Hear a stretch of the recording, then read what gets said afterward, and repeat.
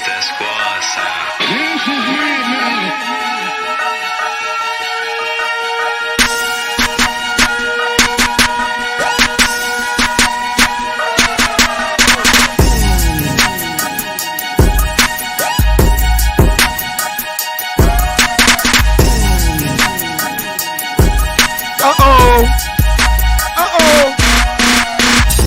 Y'all already know, baby.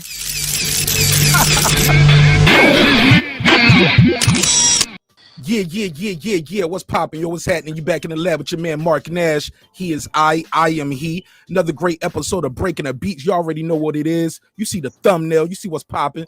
I ain't doing the long intro today because I don't plan on being here long because it ain't a lot to talk about. But it's a lot to talk about. Let's go ahead and start cooking this fable. Opulent LD is already here. That's my guy. That guy Eclipse is in the building. Shout out to Brotherhood Boxing Talk. Kendrick is the GOAT. And Transcendent Sports Channel. Or what y'all called them last week. Y'all called them Transgender Sports Channel. Y'all better leave them alone. That's my guy. It's too early. It's too early. It's too early. It's too early. Somebody said his name is Do Your Thing, Jermaine St. James. Yo, shout out to my guy, Transcendent Sports Channel, yo. This is my Asian brother calling all the way from Canada. Hey, look, man, let's get right into it. Robbery or good fight? Who want the floor first? I'll go first. Go ahead, Opulent LD, you got it. Yeah, it was definitely a robbery. I don't know what Nelson Vasquez was watching, but much love to Mel, but yeah, he need to hold that L. He made it out of there luckily with a draw. Thankful to Vasquez. So I know Mel's gonna sleep good at night tonight. So man, but we need that rematch ASAP. Shout out to Pittsburgh. He said it was a draw. Pittsburgh said it was a draw. It was legit. Somebody said Charlo lost by split decision. Brotherhood Boxing Talk. Yo, go ahead, Mike. Talk to me. Was this a robbery or a good scrap? Oh, Lord. Man, this was a robbery without a gun. I already told y'all, and so I'm gonna keep it all the way real. We're gonna put this camera on me because you know what I'm saying. Y'all need to know.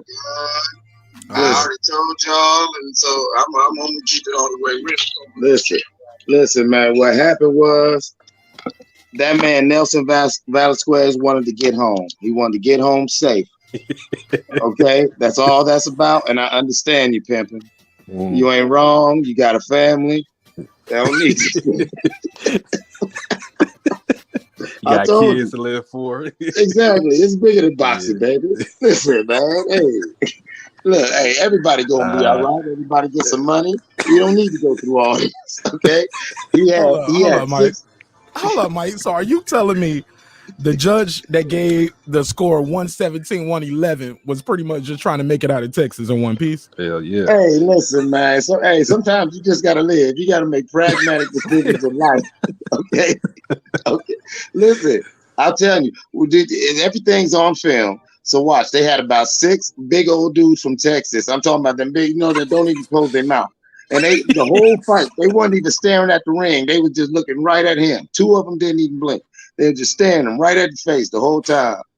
I'm telling you, his cell phone was going off. He was getting text messages, pictures of walking. His cats was walking his kids to school. I'm telling you, he just. Okay, look, here's the deal, though. Here's the deal, and here's the real for real.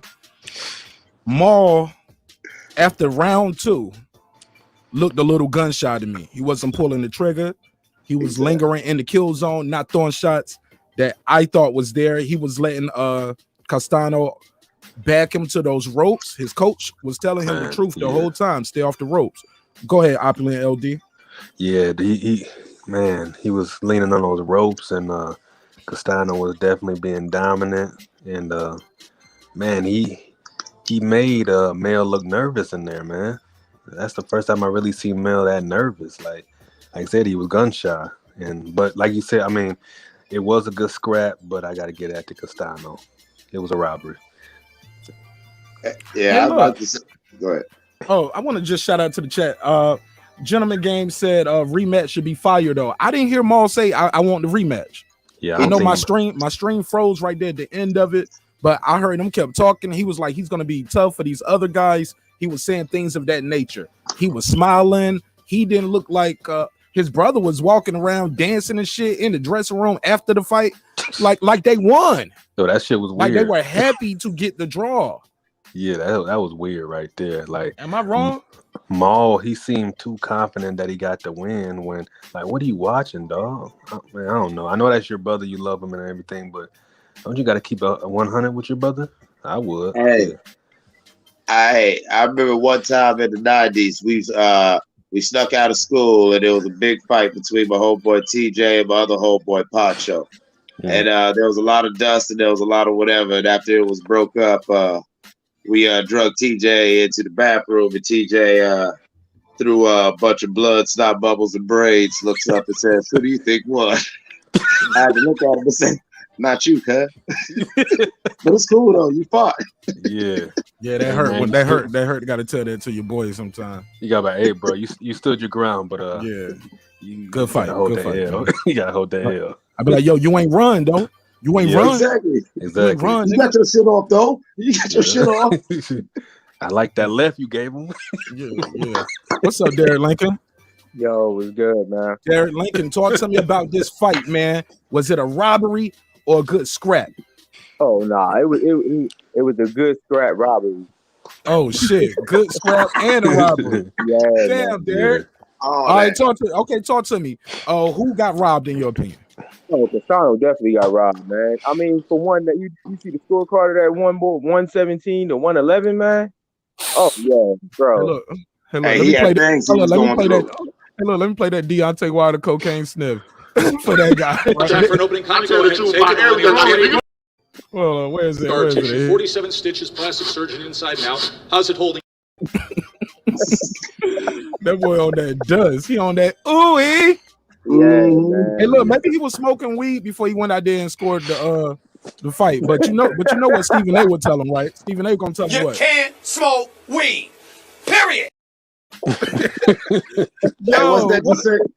Hey, Mark, you said he was going that fight doing he had the Bobby Brown jaw while he was watching the fight? Right. I want to hear that. 117, 111, get out of here, bro. Yeah, man. Then on top of that, on the second round, Mel had him, man. Then he let up off the gas. I'm like, yo, what you doing, bro? Right. Like, come on, man, you had him. Yeah. Yes. Man. Hey, look, let's go back to that round two. For the people just beaming in, just pulling up, let me know in the chat what part of the world you are calling and watching the show from, and we'll appreciate you if you a new listener. Appreciate you considering subscribing to the show. Hit the bell, make sure you lit so you can know when we do these pop-up shows. Hey, look, that second round, Mel did seem like he had him, but he might have shot his load a little too soon and gassed out, or just realized the guy was blocking a lot of those shots. Some of them was getting in, but no, he never really hurt the guy. Mel looked hurt when he got caught with that check left. Was it or were they just exchanging in round three? Round three, basically, Castano had rushed him up against the ropes, and then but Mel tried to start doing the counter. But when he did the counter, Castano did what I kept warning about. He did that fake to the body where he does a little weak jab to the body, and he got Mel to do that exaggerated, try to dodge out the way, where he circles right into that looping overhand hook / whatever, either left or right. And that's what he kept getting Charlo with. He'd get him on the rope and get Charlo to try to swing out all wildly. And then he'd notice there was a looping left or a looping right to knock him right back into the ropes. Get your ass back in there. Okay, we got a question from the chat. He said, do you guys see Maul getting knocked out? Shit, yeah. I almost saw him getting knocked out tonight in round 3. Yeah. Them ropes saved him, man. Them ropes saved him. Go ahead. No, I was saying, and also in the second round, man, when Mel had him hurt, he just started throwing all crazy wild punches for the next 3 punches, and then after that, he just stopped throwing punches. He didn't even try. He didn't gas out. He just didn't even try to even throw a punch after that. I'm like, what are you doing, bro? Yeah, he looked like Deontay Wilder throwing wild punches at times, didn't he? Yeah, he did. Mm-hmm. Then he just stopped throwing punches after a while. Man was out there looking like AD. Hey, look, AB was looking like that too with an Argentinian named Marcos Maidana. Exactly. With that same manager. Hey, look, is it possible Castano might just have his number? Because Maul just seemed like he seemed real regular. He seemed gun shy. He wasn't cutting the ring off when he had the guy hurt. He was just chasing him. He let the guy recover off the hook more than once. Well, I think it's not even about having his number. You know, styles make fights. And Mark, you know what I'm saying, you beat me in. You know what I'm saying, you beat me in. So you know I'm not capping when I say this. As soon as I saw their height difference, because I didn't see the scrum or the media push. As soon as I saw them when them face off in the ring, did I not call exactly what Castano was going to do all fight? And I said, if he does this, yeah, it's fucked. I said all it because you could see, because Argentinians, like, I know that different type of Spanish fighters, a lot of people just lump them all together and just, you know what I'm saying? But no, there's a culture in fighting. And that style of fighting, as you've seen, that's similar to like Marcus Maidana, how, it was after the bell, but Floyd Mayweather, even using the Philly shell, that sort of that looping whatever can catch you, because all you got to do is get the person to back up. So you bull rush. Bull rush anywhere, and as soon as they back up and try to circle out, you have one of them looping overhand / hooks. You know what I'm saying? And especially if you're like this guy and Marcus Maidana was, who was powerful with both hands. It's dangerous. And I didn't like the way Charlo kept ducking, and when he was ducking, he was staying in the wheelhouse for them little like rib punches where you can just kind of like, you know what I'm saying, just kind of like swing your arms like this. But you saw that dude was able to turn that over and kind of like turn that into a little baby hook and a little baby shot. And I think he got hit. I think Charlo got hit with so many of those at the top of the head and at the top back of the head that it doesn't show as far as bruising, but he got scared because he realized, oh, wow. It's like all you got to do is let Mel feel that you have power too, and he kind of freezes up. You know what I'm saying? Like, he's like, shit. Just like, man, what the fuck am I doing in here? And it's one thing that we can't do. We cannot blame Derek James for this draw. Oh, man. Hell no. Because he was sitting there telling Bull instructions on what to do the whole fight, and he just was not listening to nothing he was saying. Right. He told him to stay off the ropes. He was on the ropes the whole fight. Told him that he needed a knockout from 9th on. He wasn't even trying to get the knockout. So it was just crazy, man. And that goes to show you he was scared. The coach was giving him the instructions. You seen him looking at the coach in the face and saying, yeah, I got you. But when he got in the ring, and like Mark was saying, when he was in the kill zone, when he's in the wheelhouse, instead of firing and doing his thing, he was worried about what might come back. Why? Because even though he has that one loss, Jermell Charlo, with all the hype and trade, showed me that he still fights like that fighter who's scared to lose. Like, he doesn't want that video clip of, you know what I'm saying, him sleepy sleep. Yep, and that's not what a lion is. A lion goes for the kill. He didn't go for the kill. So, and I'm looking at this press conference right now. This man up in here smiling and whatnot. Like, he ain't even like upset that he got the draw. It seemed like he happy. He happy he got his draw. He knew that's what I said, bro. I said that earlier, though. Dude seemed happy about the draw because he knows he lost. That's why. Exactly. Not sad. Mm-hmm. You know what I'm saying? That's like, say, you know what I'm saying, you do some old bullshit, you know what I'm saying, where you should probably be in jail for the rest of your life, but they give you a speeding ticket. Nigga, you gonna pay that speeding ticket whistling. You gonna be so polite to the clerk. You gonna be shaking niggas' hands on the way out the court. You gonna be cool, hold on, y'all need an extra $20? I can throw an extra 20 in here. The court fines keep the change, right? Yeah. Yo, y'all bear with me. I'm sharing the link out right now. Y'all keep cooking. I'm gonna share the link out to a couple people. But yeah, though, man. Hey, can we go ahead and can we do a welfare check for the Vasquez family? For real. You need to check on everybody over there. Yeah. Tell them boys it was a unanimous draw, split decision draw. Excuse me. They can untie them. They can untie the kids. Yo, Rolly can't box to save his life, right? Mel needed to do what Rolly was out there doing for real. Right. Hey, yeah, Rolly. You know what? Rolly did nice things, but I still wasn't impressed. You know, we're gonna talk about that. I wasn't impressed. Swinging to the fences, bro. He was though. He Hold on, was. I ain't hearing what he said. What he said? You said Nah, Rolly Rolly was out there swinging for the fences, man. That's what Mel needed to be out there doing. He needed to take a number out of Rolly book. But see, Mel wasn't trying to do that because Mel felt what he might catch back. And I told you, Mel, I really, in my heart, feel that Jermell Charlo did not want to kiss that canvas. He knew it was possible. But yo, it was one point where Castano had no legs. I think it was like the ninth round. He had no legs. He could have hit after him. He wasn't throwing nothing back, and he still even tried to knock him out. I'm like, oh my God. That's what I'm saying. That's the power of one punch. And that goes back, that was deep, because everyone talks about Jermell Charlo's one punch power. Let's give it out. Shout out to the great champion, Brian Costanzo, who showed amazing one punch power. One punch, people. One punch in the third round. And that changed Jermell Charlo's religion, disposition. Fight plan. You doing the most. Yo. That changed his motivation. I ain't gonna lie. We look now, Derek. We was having a little a little watch party over here, right behind the scenes, and I was telling the guys, Jermall is losing. Jermall is losing.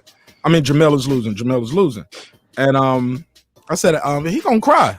I can picture him crying again, just like he did when he lost last time. But at the end of the day, he ain't gonna have nobody to blame but himself. Exactly. But here's the deal. The guy went out there early on, looked explosive, did what we thought he would do. But at some point, like Mike said, once he got tagged, he just did not look the same. Nah. But I called the draw on the live. As Mike, as Opulent LD. Yeah, you definitely called that. Yeah, remember, Derek. I called it, Derek. I called it around 8 or 9. I said, no, okay, you called it at round 7. You called it at 7 because it was like it's halfway through.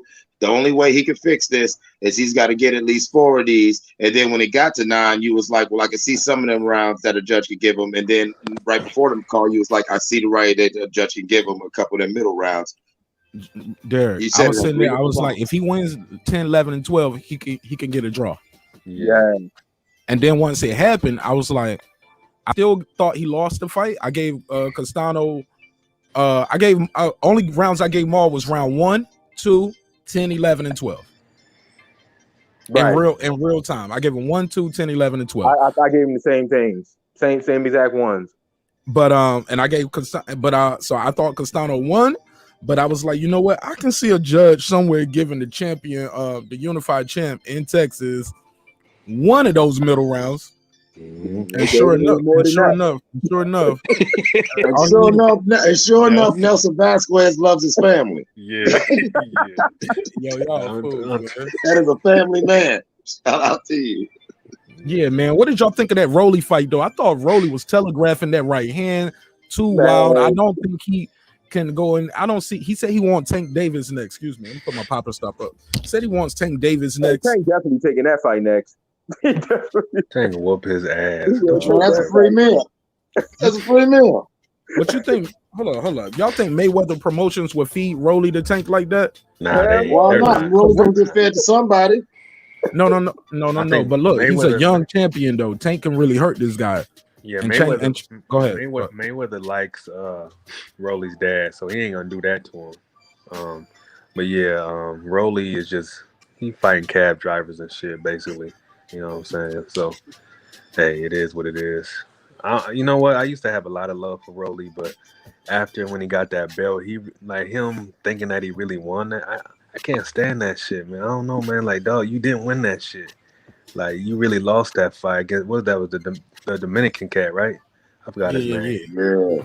Like, bro, you really lost that fight. Like, you really just got your ass whooped, and you in there talking like you just straight whooped on this dude. So ever since then, I lost respect for Rolly, really. But it shows he don't really got skills like that. Yeah, he can pop, but other than that, he just swinging for the fences. That's what he do. Like I said when we was in the watch party, I just hope Tank give him all the work he wants. Mm-hmm. He want the work, sign him up. Oh, I would love Tell to him they see start Monday, 6 in the morning. Yeah. I would love to see a Tank and Rolly fight, man. I think it'd be good.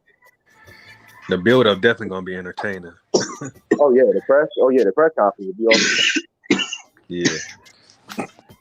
Yo, shout out to Tay Jones, man. I see Tay Jones. He using the intro I made for. I made an intro for Tay Jones. Yo, he was the first boxer I interviewed on the show, so it's kind of cool. He reached out to me, and we did a little business. Real easy to work with. Got it done real quick for him because it was real simple. But I appreciate him fucking with me. Still got to get up with my guy Mike and finish his visualizer.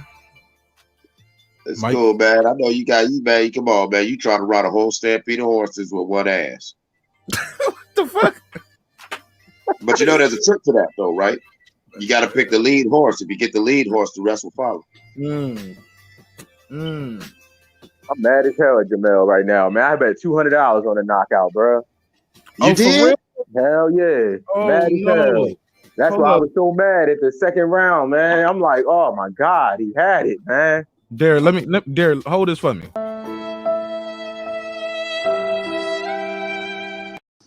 Pretty much. Hey, so but Derek, how do you feel as a Charlo fan watching that fight and watching the way he's running around skipping, happy that nobody saw him slap and he was able to keep his belt? Oh, that make me even more mad. Yeah. He kept his belt, but you lost your money, huh? Hell yeah. Yeah. But look, guys, but listen. Is it a robbery though? When we can say, hey, okay, the draw seems fair enough with the guy won some of the rounds, but is it a robbery? Now, granted, that 117, 111. That's what makes it a robbery right there. That's what makes it a robbery. Right there alone just makes it a robbery alone, bro. This man ain't even watched the fight. He had the scorecard already down before the fight even started. Yeah, I told you because he had reasons. But listen, hold up. But listen, let me break this down. The other two judges had the fight 114, 114, 114, 113. That's pretty damn close. Like, yeah, even though you gave one guy ahead of the draw, the other guy had, I believe, Steve Weisfeld scored at 114, 113 for Castano, but he was the only judge that gave Maul a 10-8 round for round 10. King Asian Math joins the panel. OG Asian man, what up? Asian Math, was it a robbery or good scrap? Oh man, I think this motherfucker was just some stage bullshit, man, for real. Really? My prediction, Charlo will win in fantastic fashion. Yeah, I had it that way Opportunities. They stopped him. Exactly.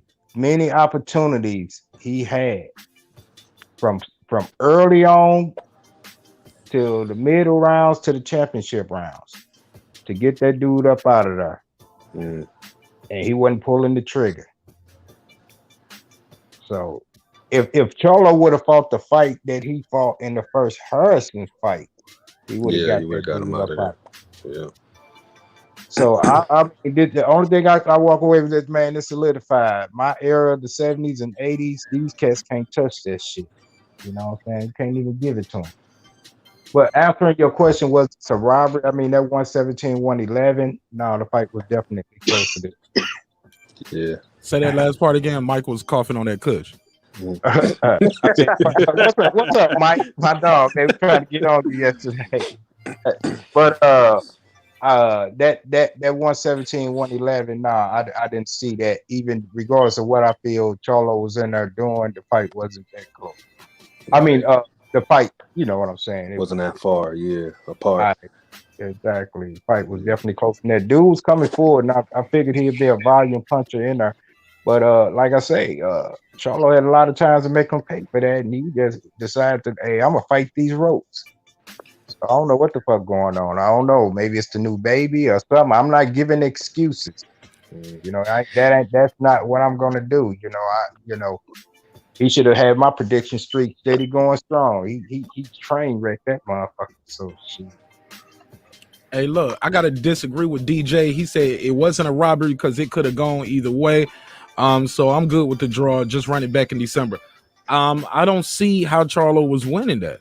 You get what I'm saying? Now, granted, if one judge, if that other judge who had it a draw gave him a 10-8 for that round 10, okay, he would have won the fight. And then we would really be talking about a robbery, right? Yeah, because I don't see how it could go either way. I thought it was a draw. Like I said, I ain't gonna lie, it could have gone either way because some of those middle rounds, like I said, one of those judges could give it to the champion, as they did. And because like I said, Castano won the fight even with Jermall on that one card. He won that round, won the fight 114-113, losing a 10-8 round. So that judge had him blowing Maul out the water. What is next? Jermell. What is next for Jermell Charlo? He doesn't really seem too interested in this rematch, yo. He needs that rematch. I don't want to see shit else. Yeah, people should force him. The public should force him to go on and run that back. Yeah, because I think without that pressure, he will not. We heard that, and we heard the post fight. He was talking about everything but him. He was talking about everything. He said, "Oh yeah, he's a great fighter, and he'll be tough for his other opponents." And he went back to talking about the weather and who he think go in the finals. I think he gave out some lottery numbers. He didn't want to even talk about it. Hey, but seriously though, yo, Mike is a comedian, yo. Hey, seriously though, King Asian Man. Now, do you think that he wasn't pulling the trigger because it was staged? Or do you think he wasn't pulling the trigger because he got buzzed and felt something that he didn't want to feel ever again? Yeah, you got to remember, he wasn't pulling the trigger before he got rocked. Facts.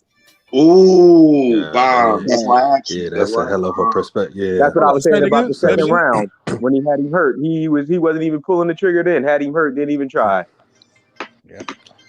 Yeah. So can you really say he was I a lion? He went after him. He just wasn't connecting. He was rushing him. It was some wild shit.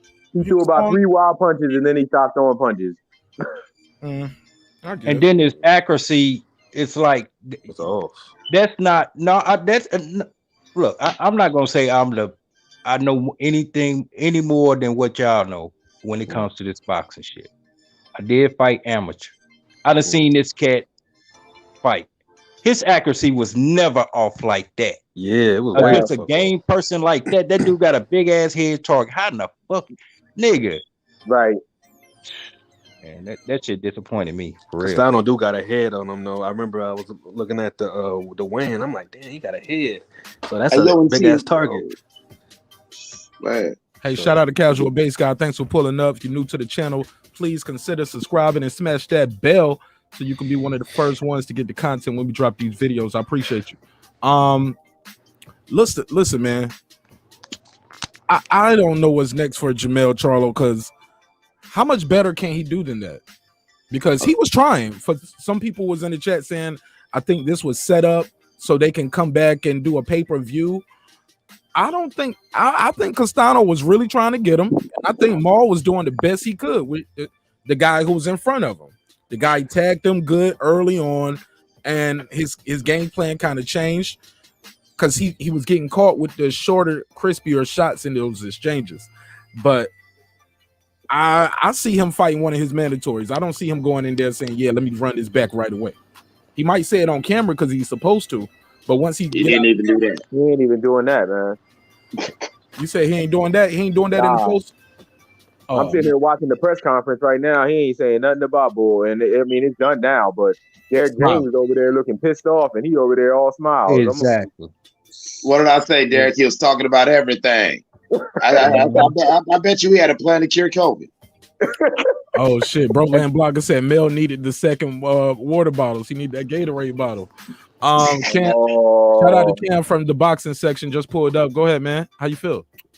I was popping with y'all, man. What's good, my G? You got it? Talk to me. Was this a robbery or a good fight? I thought it was a good fight. I saw it. I saw it either Castano or Mel with the draw, so it was right on what I saw it as. Oh, you called it a draw too, right when it was happening. Yeah, I was thinking of the draw or he lost. What do you think of him? Do you think Mel can go back to the drawing board and beat the guy the second time around, or the next fight the guy's gonna be even better? No, I think he just got to be busier. I think he got hit early, and then he wasn't as busy as he could have been. It was giving me AB vibes. I called it. Yeah, he got person to say it. He got to be a real lion in a rematch, though. It was giving me AB vibes. But I mean, even when Derrick James told me he got to step it up, I mean, you could see he was going to work. But I think he just got to do that the whole fight for real. Also, though, I don't think anybody was giving Castano any love going in the fight. Like, I kept hearing everybody talking about, Jermell's gonna be a Hall of Famer if he wins this fight. It's like, well, the other dude could win the belt too. Who said that? I just was hearing it throughout the week. I can't remember specifically, but they might have said it over on Barbershop that he's guaranteed Hall of Fame if he wins this. Oh. But I can't remember specifically who said it. But I thought it was a good fight. I enjoyed it. Oh, I enjoyed it too, because I thought Mel was gonna get dropped. I was like, this is better than what I thought this fight was gonna be. I'm glad I didn't blow this fight up. Oh man, when Mel got caught and he got buckled, I was like, oh, he getting buckled like this in the third round, anything can happen. Yeah, Castano just came out in the press conference with a cowboy hat on. He all smiles. I gotta see it. Cause he here in the Twitter, hey, 73% of the poll that they took on Showtime said Castano won. Jermall can't walk around like that, yo. With people saying, yo, you got a gift, you got a gift, you got a gift. Yeah. Hey, y'all call in 678-381-1938, 678-381-1938 if you want to be heard. You want to tell us your opinion on this fight. Was it a robbery or a good fight? When you beam in, I'll give you 2 minutes on the clock, uninterrupted. If you call in, you'll get 2 minutes uninterrupted, and you can get your bars off. Let me know. Call in 678-381-1938. Robbery or a good fight? Hey, what did you guys think of Rolly's performance, Cam, Asia Mav? I think you got Derek. I don't know if you spoke about it yet. Man, he looked sloppy. He better stay far away from Tank. Get his ass dropped. It looked like two dudes fighting at school for real. Boxing. Put the gloves on. Over lunch money and shit. Yeah, it looked like how we do it in the backyard. Put the gloves on. Yeah. I was like, wow, he better stay far away from Tank. He said that shit. He just wants some bread. Is he still with Floyd? Is he still Money Team? Yeah. He is. Still with Floyd. Yeah. Hey, so you gonna call with your teammate? Well, that's what Floyd said he wanted to do, right? Oh, is it? Floyd said he wanted to keep in-house fighting. He said we're gonna keep all our fights in-house. So, I mean, I thought maybe like PBC in-house, but you talking about the same? Okay. Man, that dude, he sounded like he ain't mean that shit when he was calling Tank out. It just sounded good. It's like nigga didn't have no leadership in his voice. Yeah, Rolly just want attention. That's all. He's trying to let us see a big boy now. Right. Hey, we got to call my guy D-Ray. D-Ray, how you feel? I'm good. Hey, D-Ray, I'm gonna give you 2 minutes uninterrupted, man. When I click this timer, just it's gonna mute your mic, so just unmute your mic. All right. And I give you 2 minutes uninterrupted. Tell me what you thought of this fight, robbery or good scrap. Go ahead. Great scrap.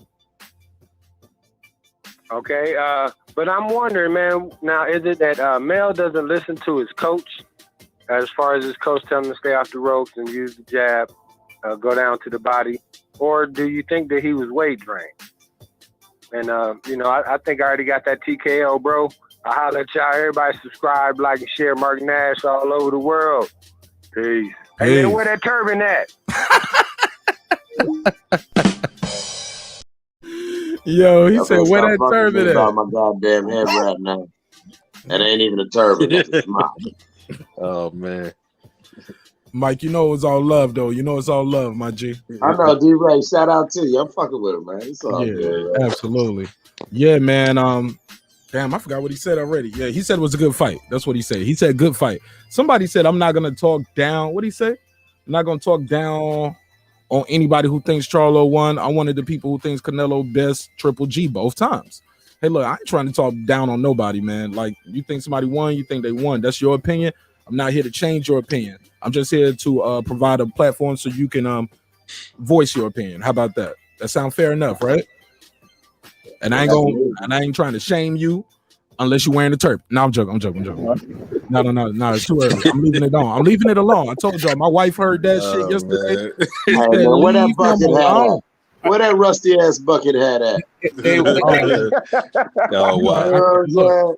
Yo, you are looking really like roasting. old thug ass Teddy Ruxpin motherfucker. You talking about your hat, bro? Hell no. Hey, big dog. My biggest fear is this camera cutting on right now. Matter of fact, I'm gonna unplug it. If y'all can see how I look with this dingy ass white t-shirt on, looking like an old dish rag. Oh my god, my t-shirt look like your turban.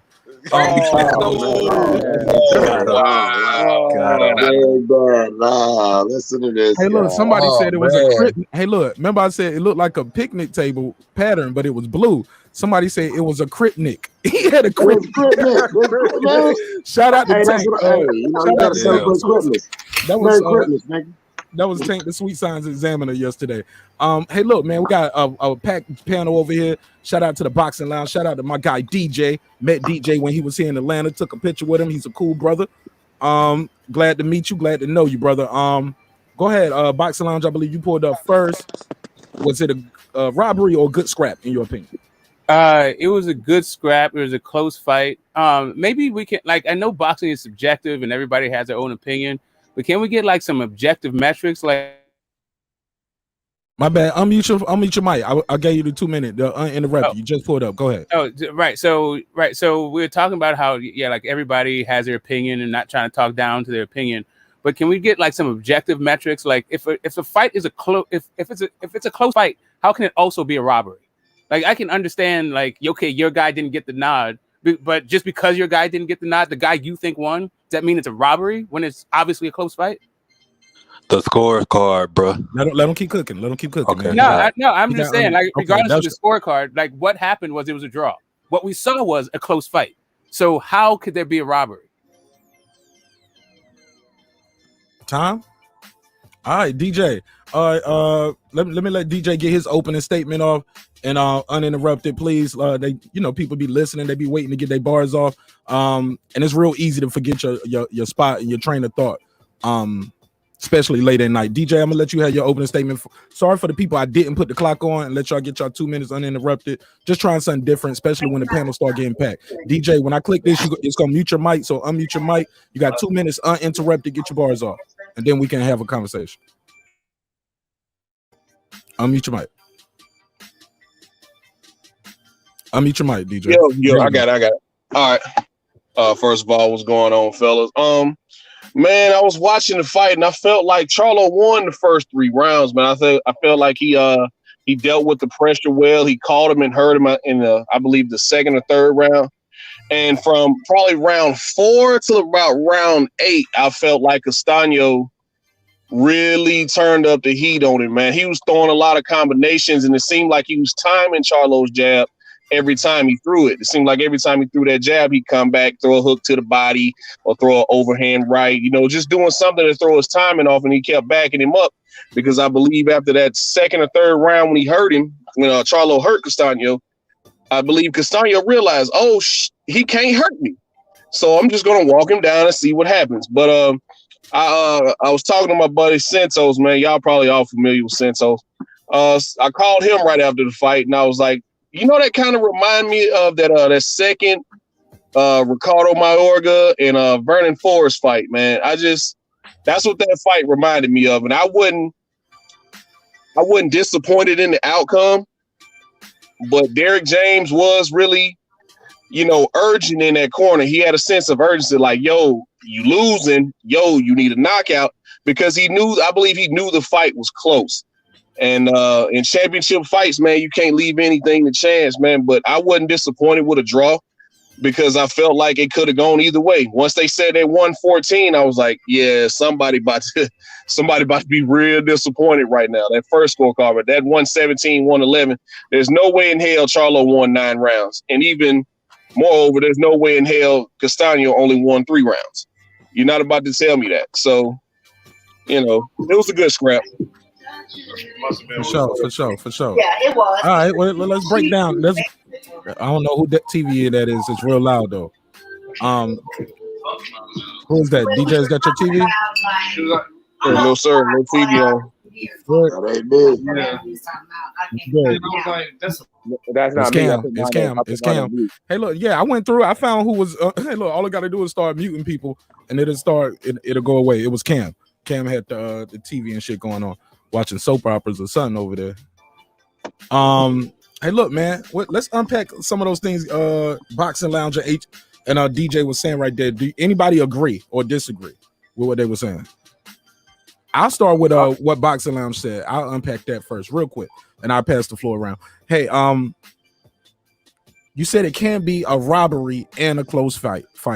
I feel you on that. That's a good one right there. I think robbery is probably bum. He's washed up. All of those terms they might be a little too used in boxing. We call things robberies that are simply a good fight, competitive matchup. Yeah, your guy didn't win, but look, the other two scores are so close. They're only off by 1 point. Andre Ward and Kovalev, people said that first fight was a robbery.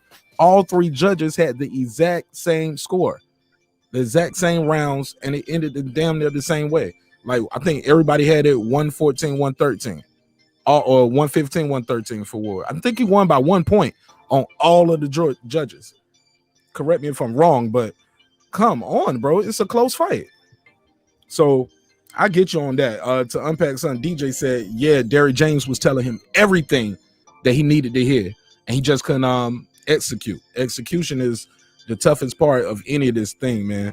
We can sit there and say what he could and should do, but he got to go out there and execute it. That's what I got, though.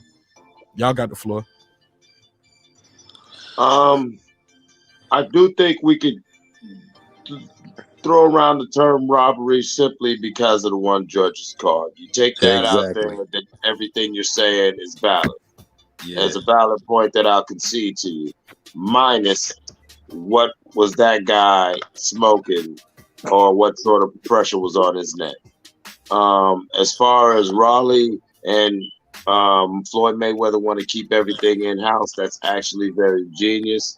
I mean, Floyd already knows to himself who the better fighter is, who is better cash cow. It's almost like when you're fighting pit bulls, and which is illegal. You shouldn't do. But you look for your best fighter, and so instead of just taking someone that can only go so far, you build them up in a certain way. Floyd's about to get paid real big if he could get this fight. I'd see Floyd probably pushing the Raleigh fight more than Gary Russell Jr. just because it's a heads I win, tails you lose situation for him in his pockets. Especially if it's a good fight that people want a trilogy or something of. Just keep it moving. Go ahead. Yeah. For me, I just thought it was a hard fight to score. There was a competitive fight, and you could give rounds. Like a lot of those rounds could have gone either way. So I mean, when you have so many swing rounds, you're going to get wide judges scorecards, right? I mean, to me, it's still not. I don't think you got robbed either out of the result or any of the judges' scorecards. It was just a hard fight to score because the rounds were competitive. Yeah, it was a great fight. Mike and Mark, we were all on the edge of our seats, you know what I'm saying, watching that shit. And let me go ahead and agree with Mike, just as far as that one scorecard, that's why we're saying it's a robbery. The fight really could have went either way, but that scorecard was just bullshit, basically. So, and I wish Mel was talking about, getting this rematch so we can see who, get a clear winner, but he ain't even talking about that. So it's just suspect, man. But, hey, the draw's a draw, and hey, it is what it is. I pass it on. All right, I'm gonna say same thing. The 117-111, man. That was pretty much why I said it was a robbery because that the judge pretty much didn't even watch the fight. He already had his scorecard already down, judging by that wide margin. And you sounded muffled there. You sounded muffled. Like you're talking over the mic. Hear me now? Perfect, right there. Go ahead. No, I'm just saying that that 117-111, I just thought that was robbery. At the same time, like if we would have just had a replacement judge instead of him, who knows what would have happened? Your audio fading away again. Yeah, there you go. I see a sort of a consensus building up, and I just have a question for all these people who are saying the scorecards are too wide. It's one judge. I know. I'm saying there are people who are saying that there's a scorecard that's too wide. Do you agree that there was at least 5 swing rounds in that fight? No. Okay. There was a bunch of rounds where Jermell wasn't even throwing any punches. Right. It was 3 swing rounds at best. You said 3 swing rounds. I say it was a solid. If there's 3 swing rounds, right, and you gave 3 of those if there's 3 swing rounds and he won 3 rounds, then that would mean a draw. If you don't give him all those 3 swing rounds, like it just. No. You know what? Get this smoke. I think you might be on to something right there. Let's cook off of that. Because we all can say Maul won 10, 11, and 12, 1 and 2. Because somebody said, I thought Castano, somebody said Charlo won round 3. I don't know who said that. I think it was DJ or Cam. One of y'all. That was the round he got wobbled in. The way he got rocked on them route. He couldn't. How you give him that round? And he was he almost got dropped. Round up until he got rocked, and he didn't get rocked until the end of the round. You mean kind of like it's the same. See, we using that same logic that people was using against Devin Haney in his fight. You win in that round and then you get rocked. That don't mean you lose that round because you got rocked. Oh, that's true. Correct. Exactly. It depends. If that was the most, definitely rounds for me. Definitely rounds 4 through 8. Charlo lost, and Derek James told him after the 5th, 6th round. Look, you just dropping rounds right now, man. Agreed. Hey DJ, I gotta disagree. Here's the thing: the difference between that Devin Haney, that was 1 punch at the end, and he walked off looking funny. We saw Charlo get hit with that shot. We saw him get hit with another one that really cocked his head back. He was getting hit to the body, to the head. It was a flurry. It wasn't just 1 punch and then the bell rung. It was a flurry. No. Yeah, but it was at the end of the round. The point. Hey, look, Sugar Ray stole rounds in the last 10 seconds against Hagler. Oh, he loved it. Like Sugar Ray loved to steal rounds. Like, that's look, it's part of the game. Oscar stole rounds against Pernell Whitaker. That's part of it. But let's be honest. Hold on, let me land this plane. No matter how much you jab and pop in the guy, if he rocks you, he might win the round. He can steal the round. That's all I wanted to say, Mike. Real quick, brother. Real quick. My point is this. If you take out the fact that he was on the ropes, that's a 10-8 round. And honestly, you could and any judge, the same judge who scored the 10-8 round for Charlo could have easily scored round 3 10-8 for Costanza. That's the difference of he just not the rocked same. him. No, he rocked him. Not the same. I don't think he was as rock, and I think there's one other thing that we need to take into account when we're talking about these different judges' scorecards. They're not sitting at the same place in the ring. They all have different parts of angles the ring that they're looking at, so they have different vantage points. So I they think. see different things. Hello, get this moment. Maybe the 117-11 judge. He was sitting outside watching the fight. That's a fact. But we I got it. Hold on. Let me get one more joke off. Let me get one more. Maybe he was watching on StreamYard and his ship kept buffering or something. That's the last one. Whatever it was, it certainly wasn't the feed that we were watching, right? So they don't watch the TV feed. They're sitting there watching the live action. So we are watching something that they're not even watching. So our scorecard is based on something that they're not even seeing. Right, and they agreed on 8 of the rounds, though. How about that? 8 of the rounds they agreed on, which is pretty phenomenal.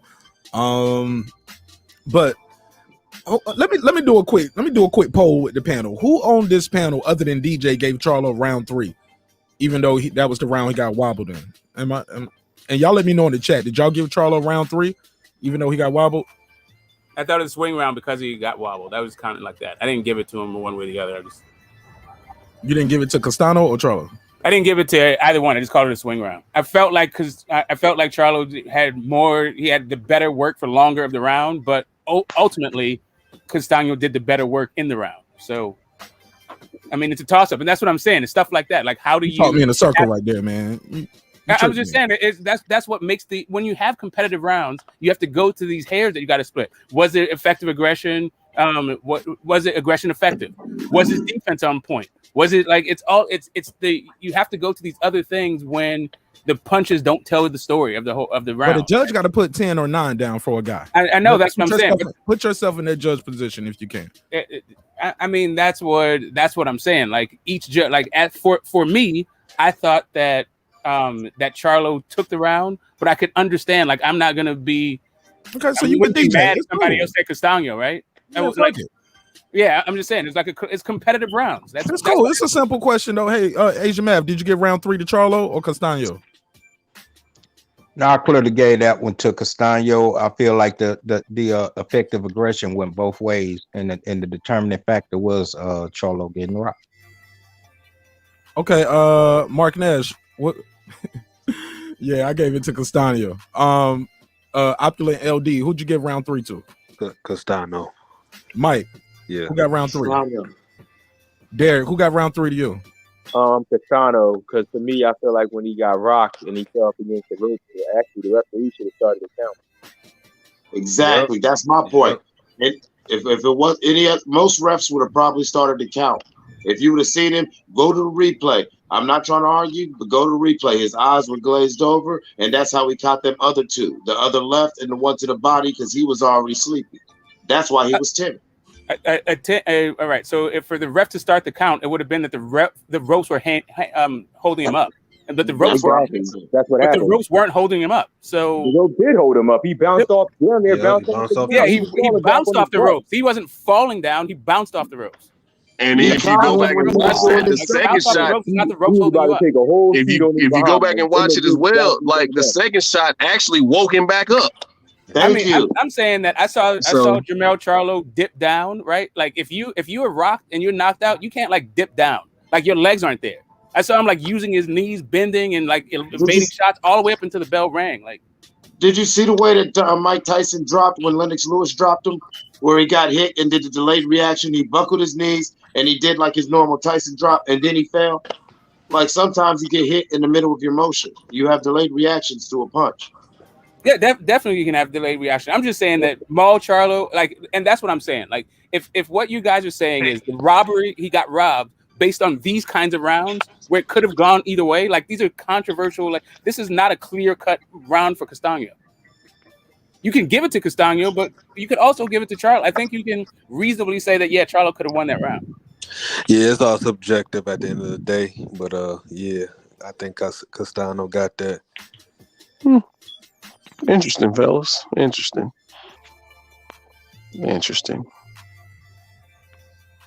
Y'all keep cooking. I'm trying to pull up the clip. I wish Mel, like I said, I wish Mel was talking about getting a rematch ASAP, but man, he kind of seemed like a little pussycat. Because if I recall the way that he fell, when he fell down, like his butt like hit the second rope and it like brought him back up. Like it sprung him back up. Like that. Okay, so his butt. Okay, I want you to watch it again. What you'll see is that he is totally unbalanced, in control of his body, and not knocked out in any way, shape, or form. It's not the ropes holding him up. His butt just hit the ropes, but he's still legs. Like he is still in control of his body. He's still making moves. Like he's still making boxing moves and still in control of what's happening. Man, muscle memory is amazing.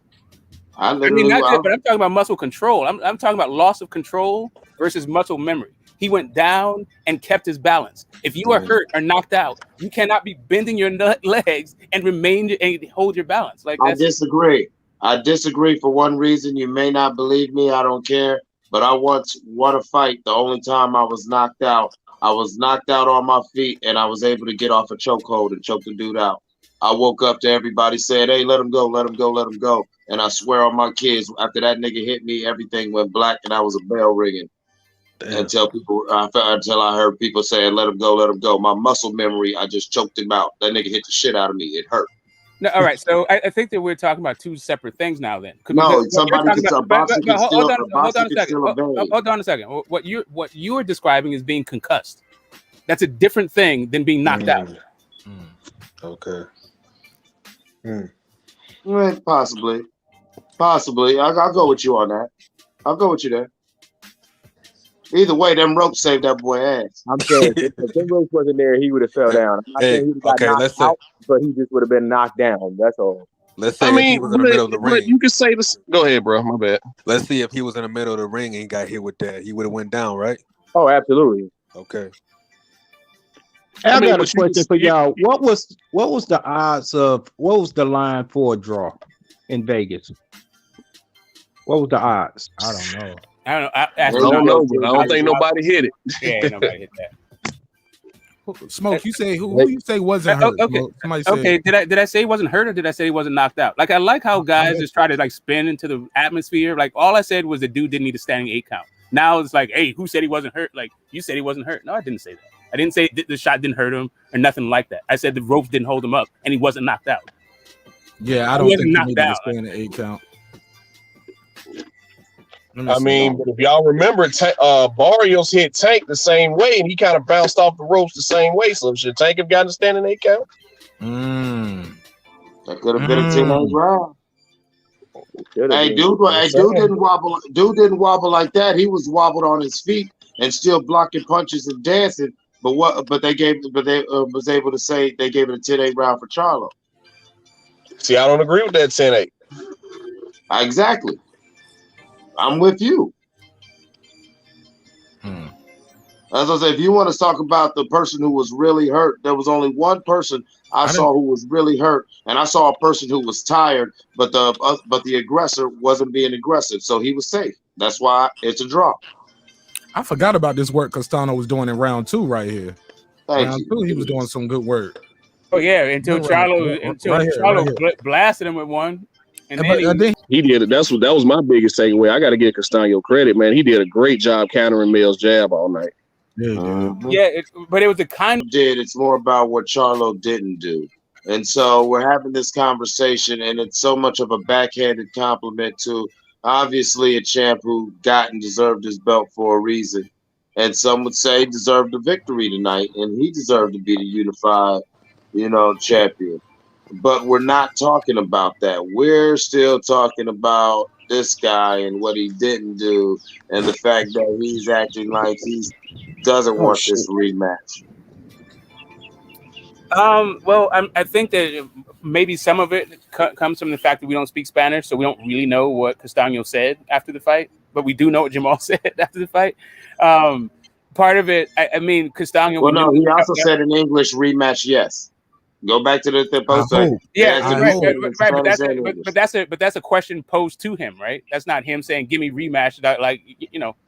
Anyway, my overall point is, we're talking about. I think everybody understood that Castano was a tough dude and was going to be coming forward, and maybe that toughness and his quickness and his pop made Jermell timid.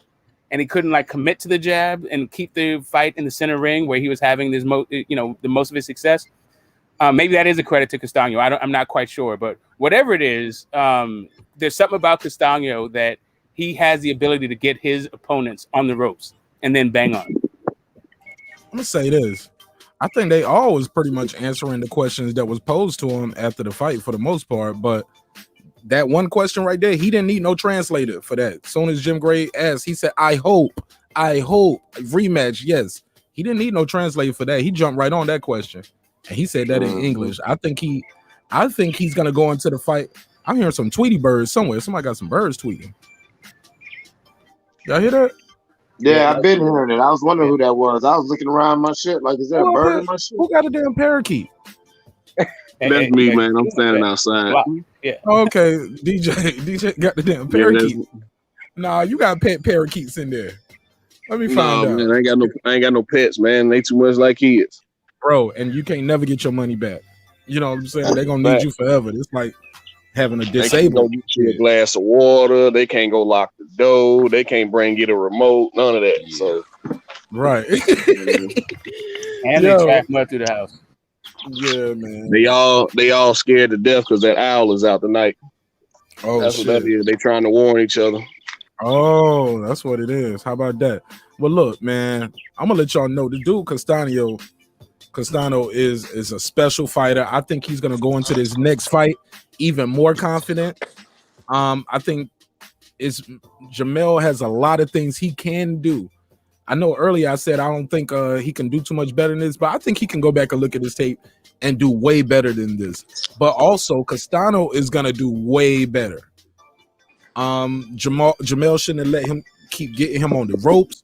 His corner kept telling him not to do that. Shout out to Castano for working the body so early. Yeah, and didn't let up. He worked that body pretty much all night, every chance he got. Other than those last 3 rounds, like I said, still a good scrap, but he definitely lost those last 3 rounds, in my opinion. But yeah, man. See, I said something similar going into this fight, man. I had Mel winning by decision because Castano's an undefeated fighter. He does not know how to lose. His style of fighting is a come forward pressure style of fighting. And when a guy's been doing that and been successful with that, you're going to have to beat that out of him. Mel was going to have to beat him back to win this fight, and he didn't do that. I thought Castano had one loss. I'm sorry to cut you off. You say he was No, he had a draw. He had a draw. Okay. He had a draw with Laura, wasn't it? Yeah, it was Laura. He had that draw with Laura. Okay, so he got 2 draws. Yeah, I just thought Jermell was going to have to beat him back. He was going to literally have to beat him into submission tonight, because I didn't think Castano would quit. He wouldn't just give him his hand and say, "Yo, get me out of here. You got me tonight." But here's the question I'll pose to the panel. I think, Mark, you just kind of hinted on this a little bit. Do you think that was the best Jermell Charlo we've seen? Nope. And do you think that was the best? Do you think that's the best Castano you've ever seen? Pretty much. No, and no for me. I don't think that was. I'm not familiar with Castano. This was my first time really seeing him like this, and based on what I saw, I think he can do better. And based off all the things I've seen from Mel, I know he can do better. But styles make fights. Sometimes people just have your number. I thought that about Shane Mosley against Vernon Forrest. Then I saw it again, and I was Winky right. I saw he had people's numbers sometimes, and then finally Vernon Forrest had his number, if I'm not mistaken, right? So some guys just have your number, Ricardo Mayorga. Yeah, some guys just have your number, man. They just yes. You're supposed to beat them. You beat better fighters, but this guy, he's just different. That's so. I've definitely seen Mel look better, but I have not seen Castano look better. Like this wasn't. It's not that this is like the best version of. Like this is what you get from Castano. He shows up. He's strong. He comes forward. He throws it. You're gonna have to beat that guy, and nobody's been able to do it yet. Right, like that. What we just saw was vintage Castano. That's what you get from that dude. We did not just see vintage Charlo. We saw a timid Charlo. We saw a guy didn't throw a lot of punches. I don't know. Like to me, I'm not quite sure what Mel like what's going on between the ears with him, but he still seems to be like finding the kind of fighter that he wants to be. I don't think he's a polished article yet that he knows what he's going to do in there and is very comfortable with what he's going to do in there and how he's going to win fights. Like he's just still figuring that part of his game out. Hey, yo, I got to bounce. Y'all be good, man. One love to everybody. Sure. You know what I'm saying? Hey, hit the like button, hit the subscribe. We're going to go ahead and get a donation, you know what I'm saying, going for the Vasquez family. They got some counseling they got to go through. It's been a rough couple of days. It's okay now. It's over. It's over. Daddy did the right thing. It's over. Right. All right, my G, be safe. But see, that goes back to my point about Castano being able to counter Jermell's jab tonight. I think that threw Jermell off his game more so than anything, not just what was going on between his ears. He couldn't really get started tonight. He couldn't really dictate the pace because let's not mince words about this. Castano dictated the pace of that fight all night. Now, Mel did a great job bouncing back and fighting back at times in that fight. And he was able to win the last 4 rounds, in my opinion. I thought 9 through 12, he won. But I credit Castano for that. I credit him just being able to counter Mel's jab and throw off his timing. We also got to credit Mel for not listening to Derek, So the between the ears thing I was talking about, because I agree with you that he was able to like neutralize his jab. Part of it I think had to do with the way Mel was using his jab tonight, but also there's just something about the adjustments that Mel was making. It just seems like he was thinking a whole lot in there, and I could just see the process. Like I don't know, like just his jab, the way he was pushing. Usually he shoots his jab. He has a pretty like Mel's game to me is kind of predicated on his jab and his stamina, his his athletic ability, he's and his chin, right? But his jab is a lot of his game, and he was just kind of pushing it. He was leaving it out there. He wasn't even standing his ground really. He was backing up the whole time, lazy with the jab. He was just hooking all night, and he was hooking close too with a guy who has like shorter arms, and that's what his game is, was hooking. He was hooking with a hooker. I don't know why game, but whatever. I gotta disagree a little bit, man. I saw him popping up. He wasn't coming behind the jab or baiting the jab and turning the jab into. The overall point is, he's skilled. It sounds like to me that you have Bud beating Jermell Charlo.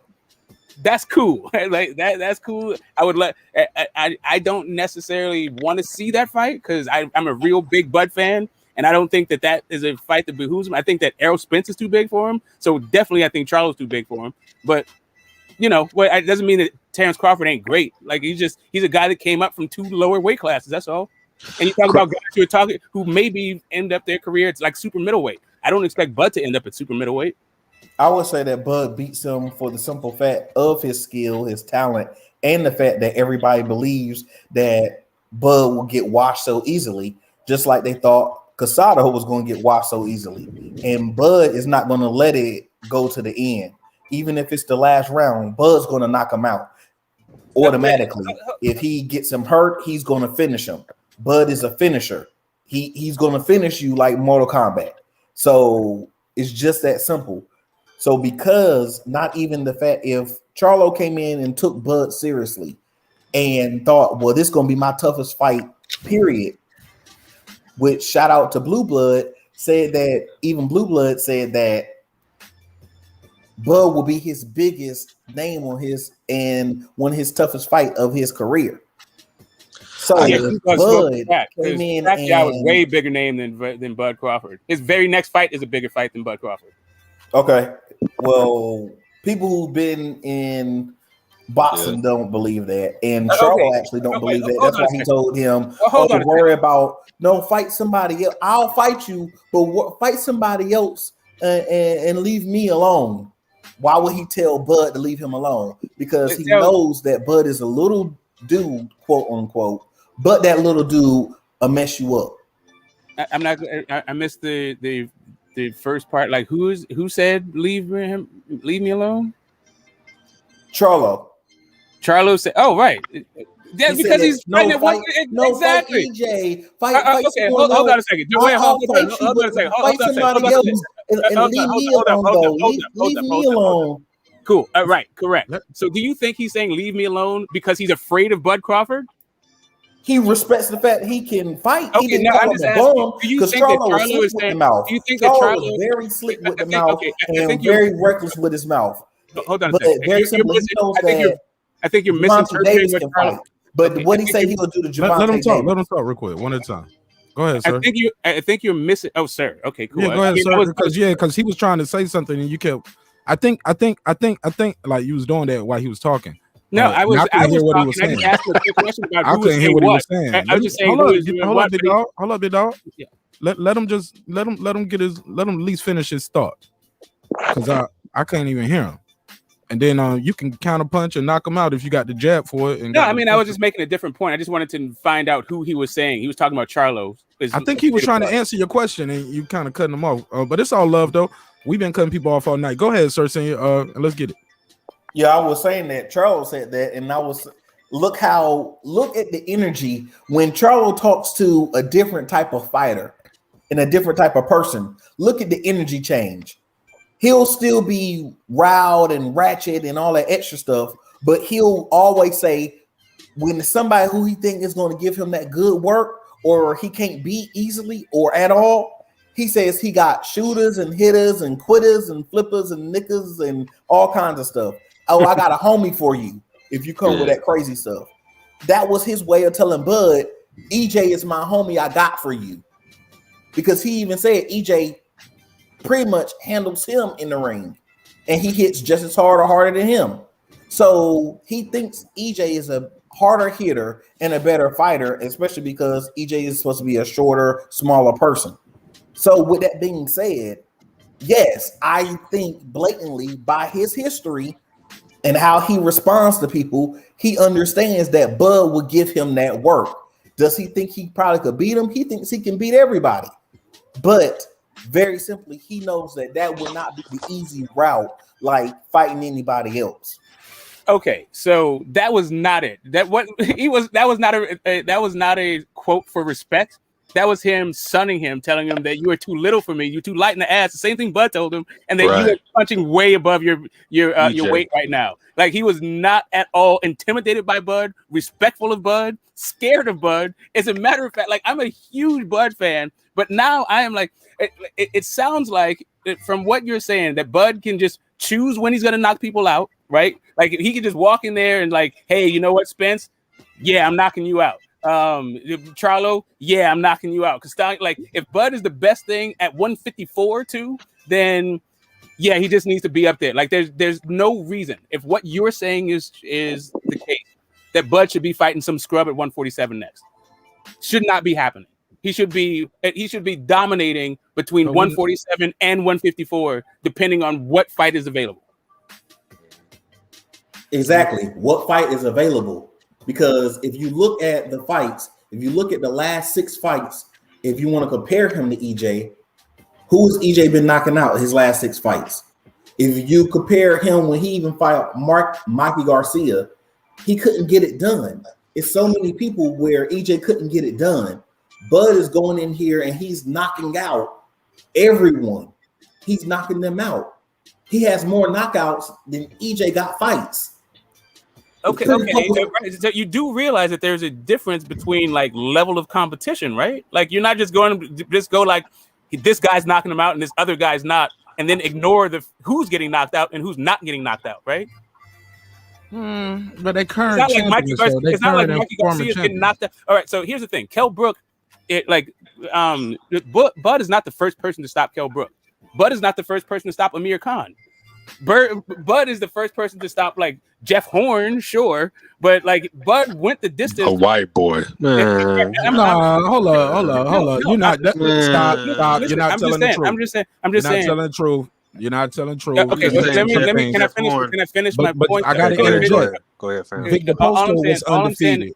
Okay, Felix Diaz had not been knocked out, and Dongo had been knocked out. Horn had been knocked out. Jose Benavidez had been knocked out. Velasquez was undefeated. Like, these are undefeated. No. I finish my point though. That's not even my point. Tell the truth though. I am telling my truth. You say he ain't stopped. You telling your truth. That means I am telling the truth.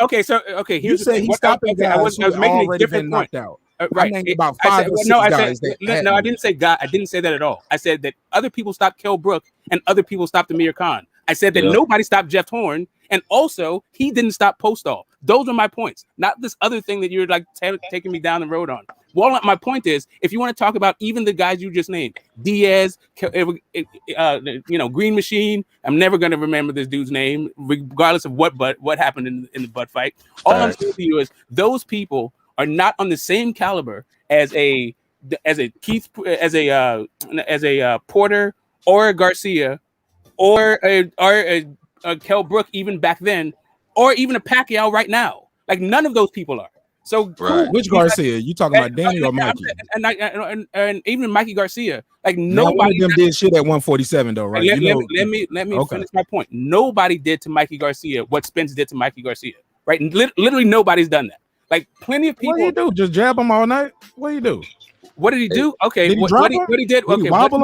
Okay, what he did was beat the entire dog shit out of Mikey Garcia for 12 rounds to the point where Mikey Garcia did not win a single round and got a 10-8 round, even though he didn't go down. Literally nobody has ever been nobody's done this to Mikey Garcia. Nobody.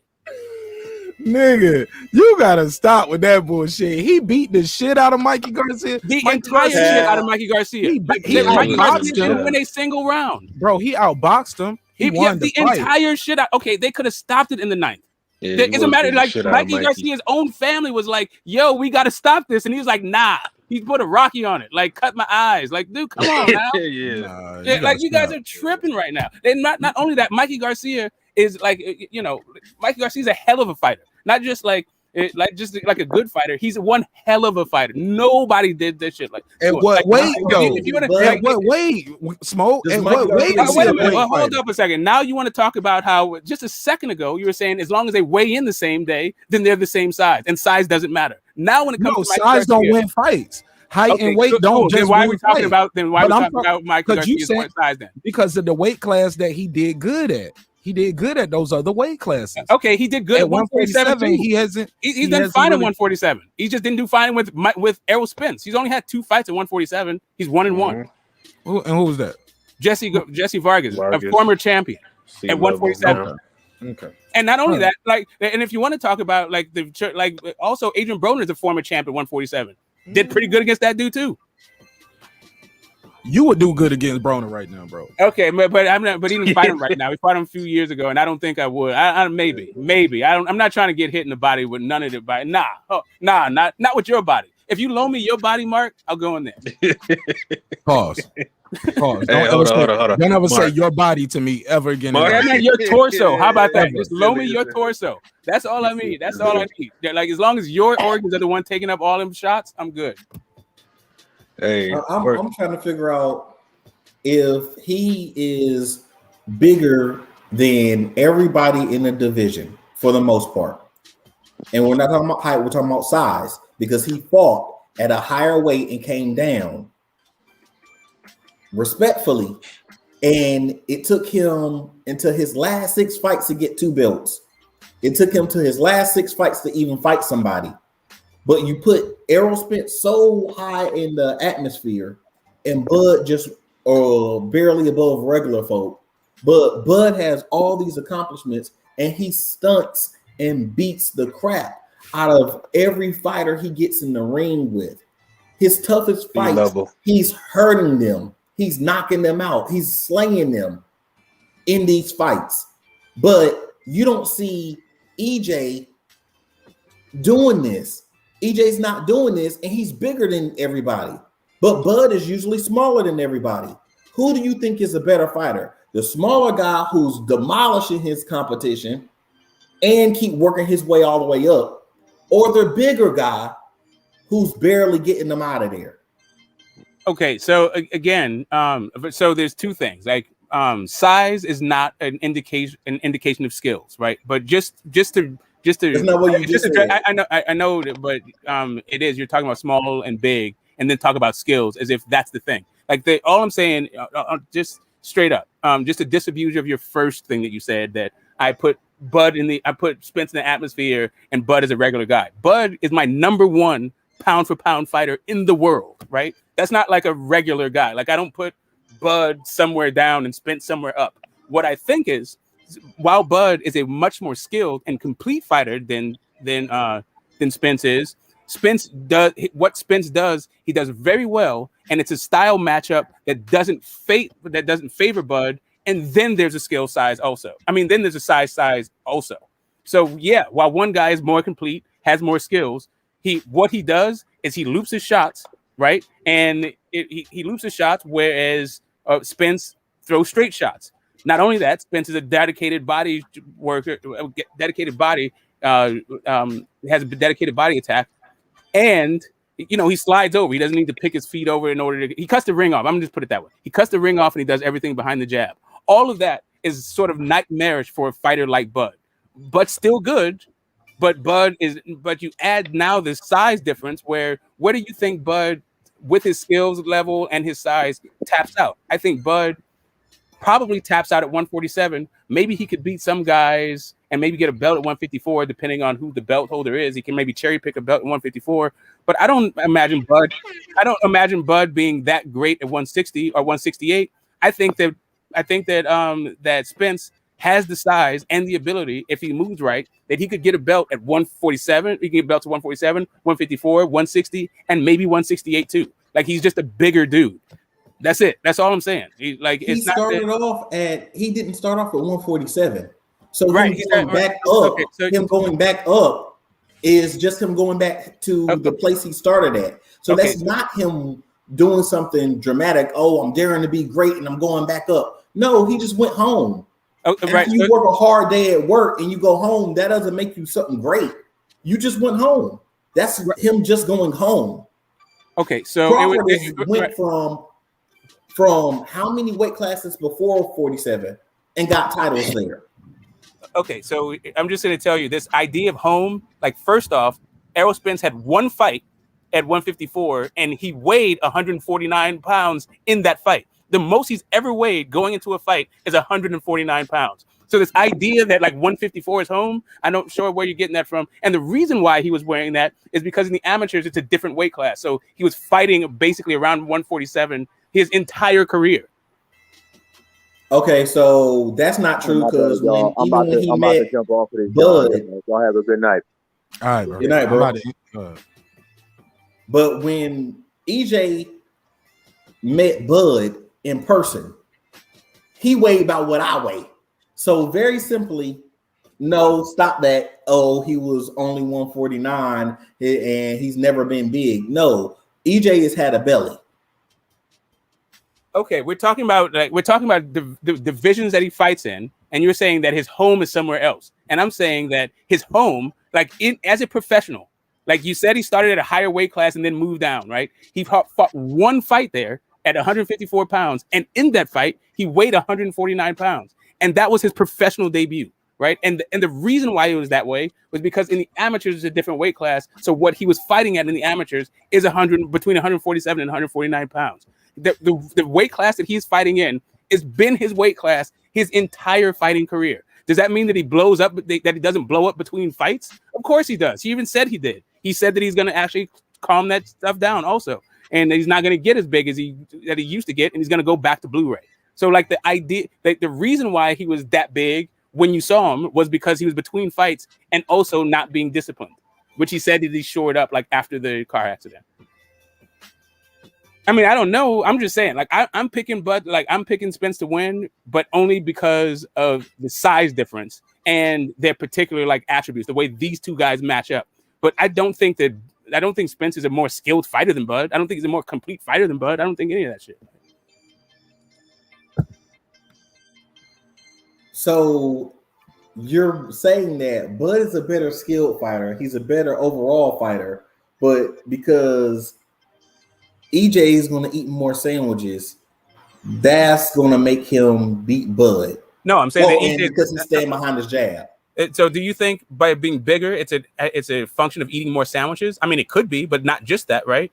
I mean, yeah, he's going to eat more sandwiches by function of being bigger, but maybe Bud has a hell of an appetite. I don't know how many sandwiches he's going to eat. All I'm saying is, regardless of how many sandwiches being consumed, Errol Spence is a bigger person than Bud Crawford.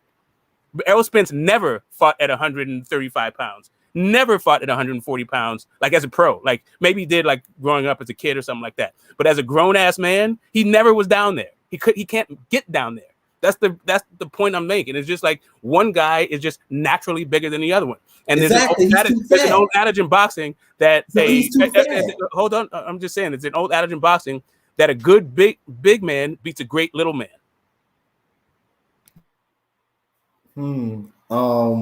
That's interesting. It's interesting that you think that size is the only thing that matters. Is that what I said? Did I say size was the only thing that matters? Pretty much. I'm pretty sure that I said. I'm pretty much person. So no, I'm going over the things that you said. Wait. So as you said size matters, and that's why you got EJ, because EJ a bigger person. So of him being a bigger person, you say he's not more skilled than Bud, and you're not saying that, and you would never say that. You say he's not a better overall fighter. You did. So why are you cherry picking what I said? You're not going to say that. You're saying that reiterate the fact that one guy throws looping punches. I also said about looping punches. So if he's a bigger person, then did you miss the part I said level as a person who's smaller than him who beats bigger people? Okay, so let's just jump off the size thing. Consistently knocks them out cold. Cool. EJ could not beat people who were smaller than him. He couldn't knock them out cold. Cool. Right. So again, the people were not knocked out cold, right? That's firstly. Like Kell Brook was not knocked out cold. Neither was he Amir didn't know Khan. where he was. Okay, he did know where he was. He No, turned his he back. said that He was himself. okay. You might So want to all rewatch right, the fight right. and what Okay, happened so afterwards. all right. So hold on a second. He was not knocked out cold. That's No, firstly. he didn't know where he All right. was. Okay. That's All brain right. trauma. All right. So You need cool. more stronger than that all right. brain trauma. Do we not understand what like knocked out cold is? Like, do you think that you can be like walking around, not on your back, not asleep, and knocked out cold? Like, but anyway, I'm gonna just go. Tyson Fury was knocked out cold and he was up in 8 seconds. Yes, So but he was on his back. Okay, cool. He was knocked out cold and then woke up. Anyway, like I'm saying. Anyway. So if I hit you and you don't remember where you're at or why I'm even close to you, that's not the same equivalent is what you're saying. So here's the thing. So I don't know why you keep misunderstanding what I'm saying, but I think you did hear me about him being bigger. So now I'm going to reiterate the other stuff that has nothing to do with. I didn't misunderstand. I said exactly what you said. I didn't say that you misunderstood. I didn't say that you misunderstood me. I said that you now definitely heard this. You definitely heard the part about me saying. No, you just said you misunderstood. Okay, bro. Like, can I finish with a thing? Jesus. Like, you definitely heard me talk about the size difference, but I also talked about the attributes and the way that they meshed. But maybe you missed that because you totally didn't bring that up again. So I'll reiterate. I said Bud throws looping shots. Errol throws straight shots. So his shots are going to get to the target before Bud's. That is a technical thing. That has absolutely nothing to do with boxing. Does that mean that Bud's less skilled than Spence? No. It just means that one guy throws looping shots and one guy throws straighter shots. When you have that dynamic with a guy who is also bigger, that does not bode well. Another attribute that they have is that Bud likes to trade once he gets hit. Guess what? That is also not a good thing when the other guy is bigger than you and also is more active than you because Errol also throws more punches than Bud. So both of these like kind of attributes don't bode well for Bud. I can still go on even more technically about how Bud is not that elusive a guy. Like Errol Spence does everything behind the jab and is excellent at cutting off the ring. So not only is Bud not that great lateral, it's not like he's Muhammad Ali on the lateral movement and he's like this super elusive guy. So the fact that Errol Spence is better at cutting off the ring than that Bud is at escaping from the ring being cut off is also not a very good thing for Bud. That's a technical thing having nothing to do with size. But the other part of this whole how many people have Bud knocked out back to the rope? Hold on, I'm gonna go with the last thing. The last thing is if they're both going to be throwing toe to toe, right, and just trading shots, I don't think that Bud is going to be able to. I don't think Bud is going to be able to outfight Errol Spence, right? I think that where Bud is going to win is maybe a counter punch that hurts Errol, something like that, and probably from the left-handed position.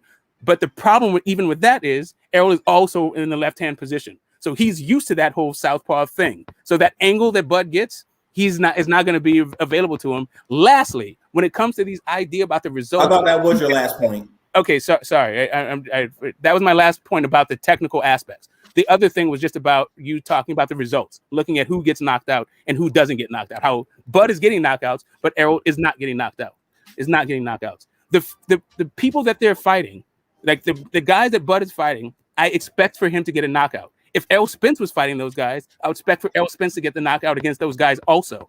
But not only that, I don't know that I wouldn't even expect Danny Garcia to get knockouts against those same guys, right? Not only would I expect Spence to get the same knockouts that Bud gets, some of Spence's opponents I would expect to get those knockouts too. So like the idea that like Bud is getting knockouts and other guys aren't, yeah, because they're not fighting those guys. That's why. That's it. Okay, so last round right here, first thing. Go ahead. To defeat everything you just said, you first said, "Oh well, size matter." Then when I destroyed that argument, you said, "Oh well, size ain't the only thing." But that's what you said. Size was the main and major reason. Then you said that Bud is more skilled and the better overall fighter. Then you said, "Oh well, EJ is." EJ cuts off the ring. Good for him. Bud has knocked out multiple people backed up to the corner or against the rope. So very simply, what does that matter? If you can cut off the ring and then you get knocked out, you cut off the ring for what purpose? To your own detriment. Now, Bud can fight on the front foot and the back foot, and he's done it over and over. He throws punches from multiple different angles, and you say he's not elusive, but he fights in and out the pocket without getting hit. But he's willing to take a hit to do what? Set up a better shot or a counter punch. So even his quick jab has power. Even his short hook or check hook has knockout power. Either one of those can catch EJ behind that jab that he throws. And as elusive as EJ is, he's not that elusive. And he's susceptible to certain combinations that will wait until that fight gets made for me to make out those points. But if you watch EJ, which I have for many years, you'll know that he's susceptible to certain punches. Then on top of that, the fact of him fighting a southpaw, he's never fought anybody like Bud. The closest option of him ever getting in the ring with somebody, ever been talked about him getting in the ring with someone like Bud, was when he got in the ring with a outer shape, overconfident Mayweather. And Bud is not an outer shape, overconfident Mayweather. Bud has fought people who fight similar to Errol. He's fought people who are bigger or the size or bigger than Errol. And he beat them all. Errol's never been in the ring with somebody like Bud. Bro, So like for the there's fact not of the face matter anybody of like him- Errol. Wait, That's just like patent like nonsense. wait. We No, let you I burn need the you to tell grits. me who Bud Let me fought cook. that's like We Errol let Spence. you burn the grits. And yeah, and you was cooking. interrupted We me let the you burn entire the day, grits. and you interrupted me Now let me a cook. bunch of times. Now let me cook.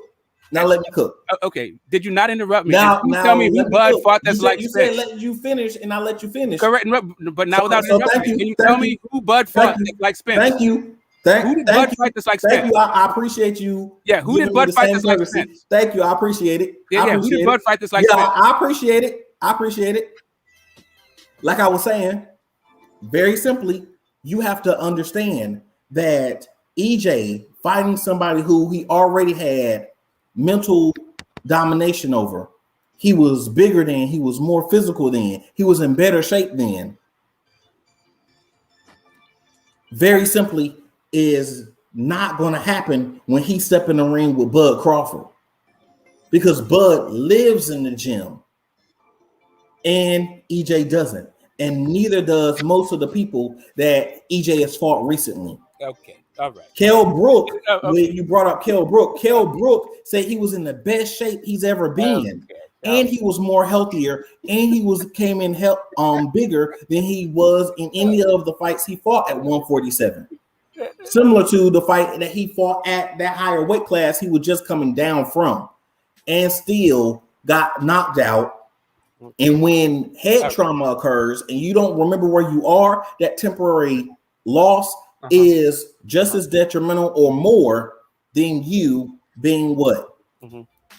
You being knocked out and you black out for a second. Okay. He blacked out for a now second. you're changing that part up. Okay, I got you. So here's the thing. So I've noticed a couple of things about you. I was like having kind of a good faith exchange with you back and forth until I noticed a couple of things. So now I realize that you're just like kind of full of hot air. Like first you said that you destroyed me on the size argument, which you did not, because you cannot, because that is literally one of the axioms of boxing, which is why they have weight divisions, because weight does matter, right? Like if the weight didn't matter, we wouldn't have divisions. But anyway, but sure, you're gonna body me on like the fact that weight matters in boxing. Sure, you did. Anyway, and not only that, you go on to say that Bud has fought people like Spence. Who? Anyway, another thing, like when I'm asking you, just like trying to get like I'm really just trying to get your basic thoughts. I'm not even trying to have an adversarial like kind of exchange with you. I think that we don't think the same thing is going to happen in the fight, but I'm not trying to like. For some reason, I think that maybe you have been arguing with people who don't like Bud or shit on Bud or something like that. But I'm not that guy. I like Bud a lot. I just don't think Bud is the best at 147. Like if Errol Spence is at 147, Errol Spence that I've seen fight, I think what he brings to the table, not just technically, not just like whatever like bullying things that you're talking about. I don't think anybody's been mentally defeated before they got in the ring with Spence. I think like Porter fought a hell of a fight against him. I think Danny Garcia fought a hell of a fight against him. It just don't. I'm not seeing this like these bullies. I think Mikey Garcia felt like he was going to win the fight. I mean, maybe Lamont Peterson. Pacquiao seems like he feels like he's going to win the fight. I don't think that people are like intimidated by Crawford like that, and that's why he's winning fights. The guy is just a solid dude. That's it. He's a solid dude that's big for the division. He knows how to do a whole bunch of stuff really well, and like nothing is phenomenal, but the package altogether is a really solid package, right? I mean, I guess working behind the jab is something he does really well, and actually being a pressure fighter, he's pretty good pressure fighter defense. But anyway, I'm just saying, like, it's not like Errol Spence is some like phenomenal dude. He just has what it takes to be the kryptonite for Bud. Is all I'm saying. Like, and he's big enough to be a champion at 154 and 160 and possibly 168, depending on who has belts there. Whereas I don't think Terence Crawford can. That's it. All right. Well, at the end of the day, man, we shall see. If they ever fight, we shall see. This has been a hell of a debate. The never-ending story, the mythical fight. Shout out to Get This Smoke at the Boxing Lounge, and shout out to CER Sr for clearing out the panel. Them niggas said we going ISO. They did call for an ISO. And what a debate. What a debate. I'll probably put that clip out by itself, man. Thought it was a good debate. Guys was going at it. What y'all think in the chat? Yo, who won the debate? Who won the debate? Y'all let me know in the chat. Get This Smoke versus CER Sr. Who won the debate? CER Sr. smiling. He voted for himself. I ain't mad at you. Y'all let me know in the chat who won this debate. Hey, I'm gonna have to go back and do some edits. Cause I did get that email. They did flag me for that clip I was playing earlier. So I'll go back in there and try to trim it out so we can keep this episode up. But you do lose the chat. So I'm gonna go through and put everybody's chat on the screen because that is gonna be the only way you're gonna see it. But yeah, they called for an ISO, had a good battle. Okay, it was a split draw. They gave it a split draw. Hey, look, it was a draw. Hey, I'm sure both guys think they got their points off. Again, the point of this show is not to change anybody's opinion or try to belittle someone's opinion. We're just trying to trying to get your what the hell? We're just trying to provide a space where people can get their bars off, whether you agree or disagree. At least let's try to hear each other out. I want to thank everybody for pulling up today, man. Like I said, this was a pop-up show. Was not planning on doing this show at all, but I'm glad I did. Probably I'll start doing more of these post-fight conversations, man. But as always, I'll let the guests have their final words. Boxing Lounge, talk to me. Give me your final thoughts on everything we talked about, man. And plug in your channel if you want to. Smoke. Going once. You're muted if you're trying to talk. All right, CER Sr, give me your final thoughts, man. Smoke it! Go ahead. Give me your final thoughts. That was funny. All right. Salute to you, Marq Nash. Salute to everybody who came up, and thank you everyone for coming in and blessing my dude by coming in and supporting the channel. Thank you everyone for actually watching these fights, because we got to promote the fights we want to see and promote the good fights and have these debates about relevant topics and push our fighters and our content creators to the top. So let's support each other. Hit the like button, subscribe, and if you see somebody cool in the chat, hit they channel up and see if they talking about something. What's your channel? What's your channel? Oh, cooking with CER Sr. I'm always cooking something. If it's home cooking or food for thought, as always, be blessed, be safe, be certain. Absolutely. Put you in the best stage. Go ahead, Get the Smoke. Take us home. What's up, Mark? Already, I love your channel. Love being on your panels. Hey, see how I let you cook though? I ain't say shit for about 30 minutes. People I don't let niggas get their bars off. I took myself. Come on now. You did. Not only did you let me get my bars off, you even let me interrupt a couple of times. You know, it was phenomenal. I you know, like I said, I love being on your panels. Thanks a lot for having me. Shout You out got to a home here, bro. You got a home. It's all good. Yeah. And I absolutely love the boxing talk. It was all like informative and fun. We had a great night of fights. Yeah, man, like this is what being a fan is all about to me. Like chopping up with other fans and watching great fights. That's what's up. Yeah. Peace to the panel, peace to everybody, peace to the chat. Until next time. Absolutely. You want to plug in your channel? The Boxing Lounge. Check us out. When y'all do content, when you do y'all go live or y'all do random drops? How do y'all do? So the live content is coming shortly. I'm just finishing up another project outside of YouTube, and then I'll be doing more content. But right now I'm running the channel with a guy out of Ireland, and what he does is like like I said, like you might be on there already. He puts all the YTBC, he puts your faces on there on fight night, guys, and he's like simulates fight. So right now, Mark, you might be like chopping it up, like you might be punching it out with like Troy Graham. Who knows? I better not be. I'm gonna sue him. Yeah, I know. You said that last time. I'm gonna sue his ass. It's gonna be the Boxing Lounge with Marq Nash. Yeah, I got another channel over here, guys. Yeah. All the likes are all your favorite channels would be our favorite channel. Yeah. Unless he got me winning all the fights. Now, if he got me up there kicking ass, oh yeah, he can do it all day. You know what? I don't think that he's fixing the fights. I think he just lets the computer simulate it, right? Oh no, fuck that. I want to win. Well, I want to win. Hey, I'm not quite sure if if the face. We're still working out the faces also because they all kind of like blend together. But and what's his name again? Right now. What's his name again? Say again. That's Tommy Temper that does the fight night stuff. But yeah, we'll be doing we'll be coming up with like topical and like current events kind of stuff with boxing, and also stuff outside of boxing that intersects with boxing, because there's a lot that goes into it with entertainment and business and culture and social economics and all this stuff. So we get into it. Dope. I'm gonna check it out. Send me a link, man, next time. I'm gonna make sure I subscribe to the Boxing Lounge and make sure I got my bell clicked, as you all should do. As soon as you go to the show, click the like, subscribe, click that bell. 3 little steps.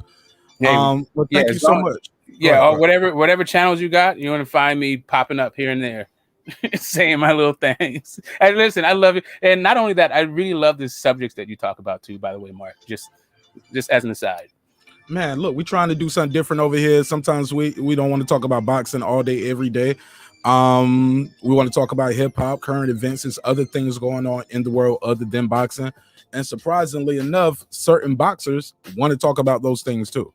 Shout out to Aaron Superman Davis. He came over here and ripped Steve Harvey. If you haven't seen that clip on my channel, go check it out. It's hilarious. Give me smoke. Give me your final anything else? Shit, until next time, man. Stay up. Keep striving for the stars, man. Absolutely.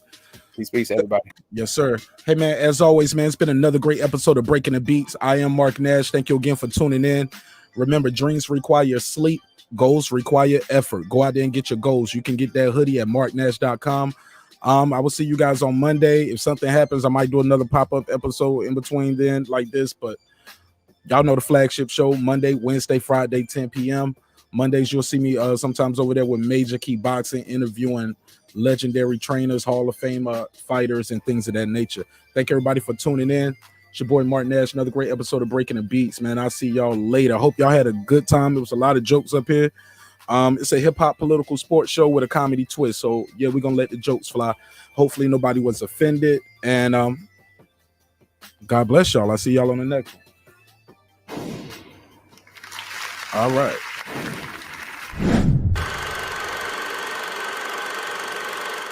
This that squad sound. This is madness.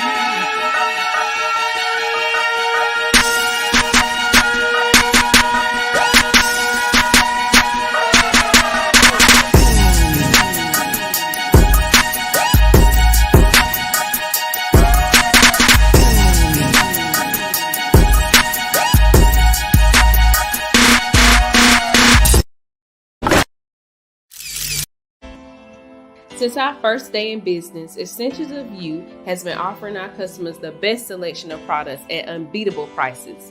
Our online store has been synonymous with quality, and we ensure our continuous variety of fantastic merchandise along with unique limited edition and seasonal items that fit any budget. Check it out and start shopping today.